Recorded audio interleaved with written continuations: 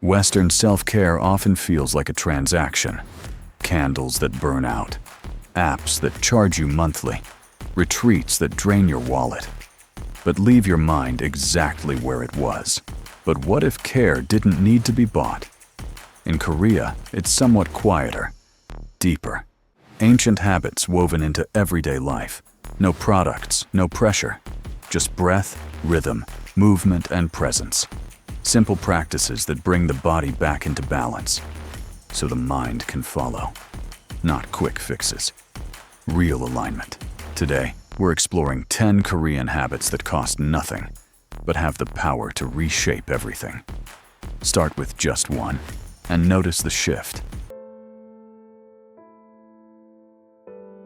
In busy Seoul apartments, just before the evening meal, something subtle happens. People pause. Not to scroll, not to plan tomorrow, but to sit and breathe with the bowl in their hands. This habit traces back to the Joseon era, when rice wasn't just food, it was life. Every grain carried weight. Every meal deserved attention. And today, science is catching up. What researchers call haptic grounding, the simple act of holding something warm and textured, can calm the nervous system, lower stress signals, and bring your body back into the present. So how does it look? You hold the bowl with both hands. You close your eyes. You feel the warmth rising, the quiet steam against your face. Your thumb moves gently across the grains, noticing texture, not rushing past it. Then you breathe. Inhale for 4, letting the warmth come in. Exhale for 6, letting everything else go. And when you take that first bite, you don't rush it. You chew slowly, fully, 30 times if you can. And something shifts. The noise fades. The urgency softens. Hunger stops being something to fix and becomes something to feel. It's simple, but it's not small. Because what once sustained emperors now teaches you how to be present again. And here's the truth. Breath alone isn't enough. So let's go deeper. In Korea, cleaning isn't just a task. It's a quiet ritual. No gloves, no rushing, just bare hands meeting the surface. Dust, wood, stone, fabric. A direct connection. This comes from traditional Hanok living, where hands knew every beam, every texture. Cleaning wasn't separate from living. It was part of being present in your space. And there's something powerful in that contact. When your hands engage with surfaces, your body responds. Touch signals the nervous system to settle. What feels like clutter begins to soften, not just around you, but inside you. So how do you practice it? Start simple. A damp cloth, no chemicals, no distractions. Choose one surface and slow down. Feel the grain beneath your fingers, the grooves, the edges, the small imperfections you'd normally ignore.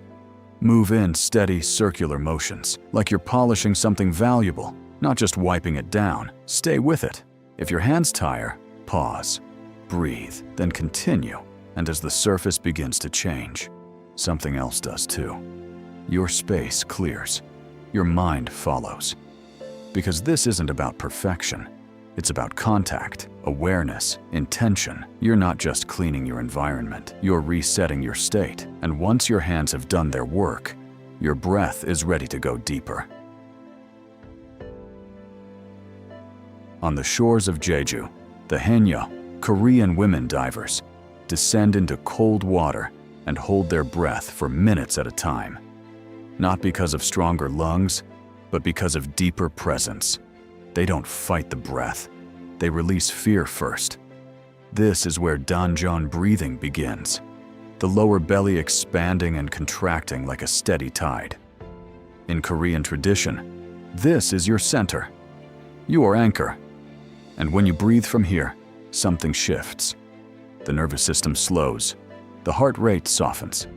The mind clears. Not by force, but by rhythm. So how do you practice it? Sit upright, still, but not stiff. Place your hands gently on your lower belly. Inhale through your nose for 4 counts. Let the belly rise naturally. Keep the chest quiet. Hold that breath for 4. Then exhale slowly through your mouth for 8. Feeling the belly fall, controlled and steady. Again and again. 9 rounds. No rushing, no tension, just rhythm. And as you continue, you'll feel it. A subtle pull inward, like a tide shifting beneath the surface. The noise begins to dissolve. The body settles into itself. You're no longer reacting. You're present. Because this isn't just breathing. It's returning. And once the breath grounds you, the body is ready to rise with it. In Korea, posture isn't about appearance. It's about alignment. Watch how traditional hanbok falls. Clean, balanced, effortless. Shoulders back, chin level. The body working with gravity, not against it. This traces back to Confucian scholars who sat and wrote for hours, upright and steady, not rigid, but aware. Because posture doesn't just change how you look, it changes how your body speaks to your mind. When the spine aligns, signals to the brain become clearer. Tension reduces. Decisions feel lighter. You carry yourself differently, without forcing it. So how do you step into it? Stand facing a mirror or a window. No slouching, no adjustments halfway. Just observe. Bring your ears over your shoulders over your hips over your ankles. Stacked, balanced. Let your weight settle evenly through your feet. Now, make a small adjustment. Tilt your chin just slightly. Not up, not down, until your gaze meets the horizon. Hold it 2 minutes and feel what changes. The body stabilizes. The breath deepens. The tension begins to fall away. This isn't about stiffness, it's about presence.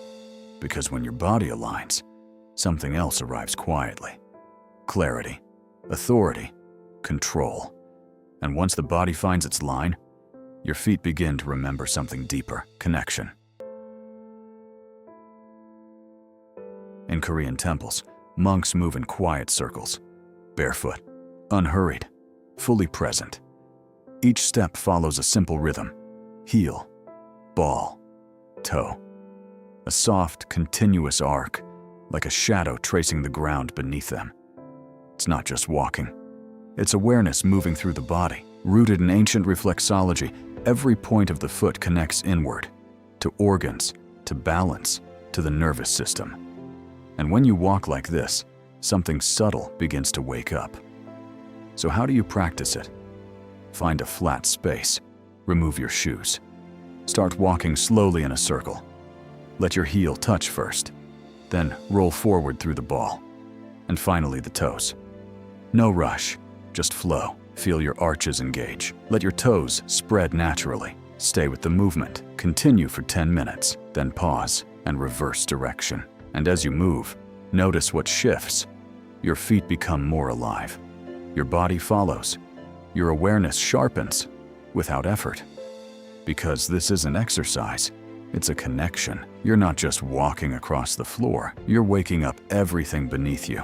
And once your feet are grounded like this, your senses begin to lift with clarity. 5 practices in. Do you feel the pattern? Body first. The mind follows. And the cost? Nothing. So don't overthink it. Pick one. Try it tomorrow and just begin.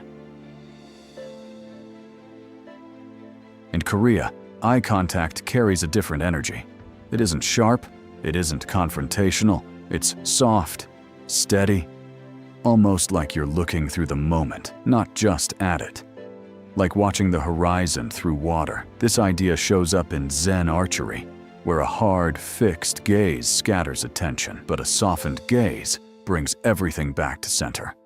And when you shift your focus this way, your body follows. Tension eases.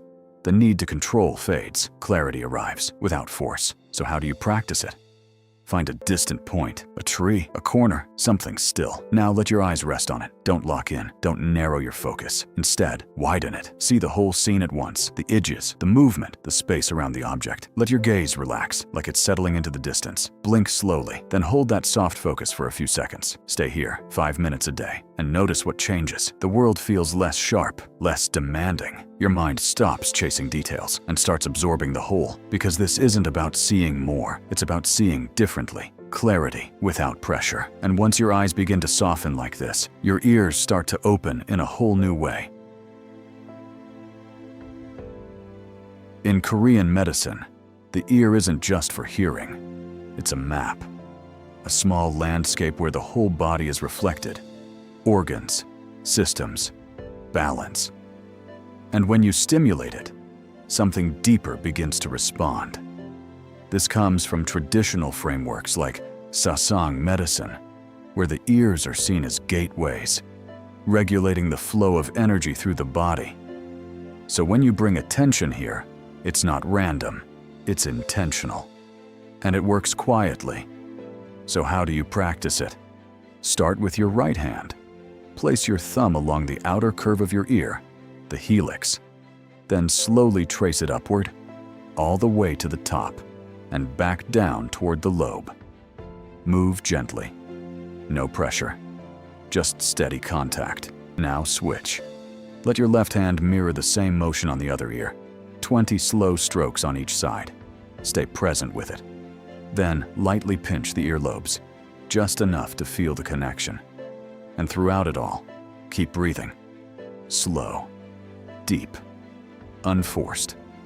And as you continue, you'll notice it. The tension begins to melt. Your head feels lighter. Your awareness sharpens, but without strain. Because this isn't about doing more. It's about unlocking what's already there. And once your ears begin to clear like this, your hands are ready to find something even deeper. Stillness. At the end of a long day, Korean farmers would pause and simply open their hands. Not out of habit, out of release. Fingers slowly spread, like leaves unfolding after holding tension for too long. Because the hands carry more than effort. They carry pressure, emotion, holding. And when they stay clenched, so does something inside you. In traditional acupressure, the fist is linked to pathways connected to the lungs, where breath and emotion meet. So when the hands open, something deeper follows. So how do you practice it? Sit comfortably, palms facing upward. Close your fists gently, not tight, just enough to feel the hold. Stay there for 10 seconds. Then begin. Slowly unfurl your fingers, one by one. No rush, no force. Let each finger release in its own time, until your palms are fully open, facing the sky. And then breathe. Let the air fill that space in your hands. Let your chest soften with it. Hold that openness for 2 minutes. Then repeat. 3 rounds. And as you do, notice what shifts. The tension in your body eases. The grip you didn't realize you were holding starts to loosen. Because sometimes, the release isn't loud. It's this. Quiet. Physical. Real.